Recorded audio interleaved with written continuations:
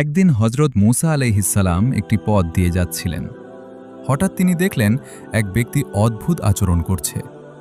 লোকেরা তাকে পাগল বলে ডাকে। কখনো সে হাসছে, কখনো কাঁদছে, আবার কখনো আকাশের দিকে তাকিয়ে কিছু বলছে।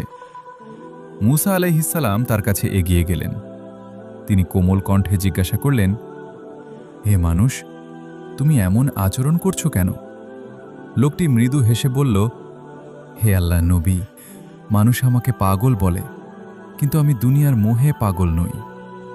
আমি আমার রবের ভালোবাসায় মগ্ন। মানুষ দুনিয়ার সম্পদ, সম্মান আর ক্ষমতার জন্য ব্যস্ত, আর আমি আমার প্রভুকে স্মরণ করতেই শান্তি পাই। মুসা আলাইহিসসালাম গভীর মনোযোগ দিয়ে তার কথা শুনলেন। লোকটি আবার বলল, মানুষ আমাকে দেখে হাসে, কিন্তু আমি ভাবি যে মানুষ মৃত্যুকে ভুলে দুনিয়ার পেছনে ছুটছে, প্রকৃতপক্ষে সেই তো বিভ্রান্ত। এই কথাগুলো মুসা আলাইহিসসালামের হৃদয়কে স্পর্শ করল। তিনি আল্লাহর কাছে দোয়া করলেন, হে আল্লাহ, আমাদের অন্তরকে আপনার স্মরণে জীবিত রাখুন এবং দুনিয়ার অহংকার থেকে রক্ষা করুন। সেদিনের সেই সাক্ষাৎ থেকে মানুষ একটি বড় শিক্ষা পেল। আল্লাহর ভালোবাসা, তার স্মরণ এবং আখিরাতের প্রস্তুতি একজন মানুষের প্রকৃত সফলতা। মানুষের বাহ্যিক অবস্থা দেখে কখনো কাউকে ছোট মনে করা উচিত নয়, কারণ আল্লাহই মানুষের অন্তরের প্রকৃত অবস্থা জানেন। একদিন আমি একটি কবরস্থানের পাশ দিয়ে যাচ্ছিলাম। দেখলাম ধনী গরিব, রাজা প্রজা সবাই একই মাটির নিচে। তখন মনে হলো, যার জন্য সারা জীবন ছুটছি তার কিছুই তো সঙ্গে যাবে না। সেই দিন থেকেই আমার জীবন বদলে গেল।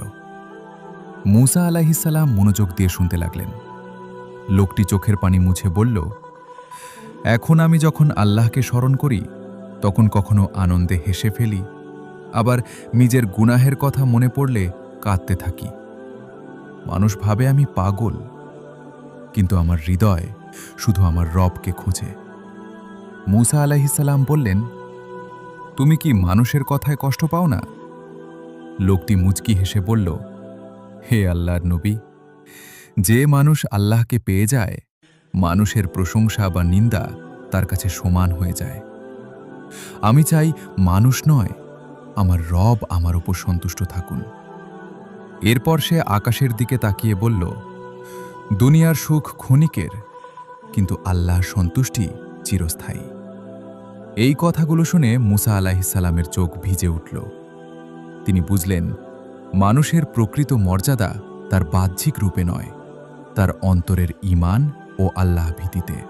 তিনি দুই হাত তুলে দোয়া করলেন, হে আল্লাহ, আমাদের অন্তরকে দুনিয়ার মোহ থেকে মুক্ত করুন। আমাদের এমন হৃদয় দিন যা সব সময় আপনাকে স্মরণ করবে। মানুষের প্রশংসা নয়, আপনার সন্তুষ্টিকেই আমাদের জীবনের সবচেয়ে বড় লক্ষ্য বানিয়ে দিন। লোকটি বলল, হে আল্লাহর নবী, যে হৃদয়ে আল্লাহর ভালোবাসা থাকে, সেই হৃদয় কখনো একা হয় না। এরপর মুসা আলাইহিসসালাম নিজের পথে রওনা হলেন, কিন্তু সেই মানুষের কথাগুলো সারা জীবন তার মনে রয়ে গেল।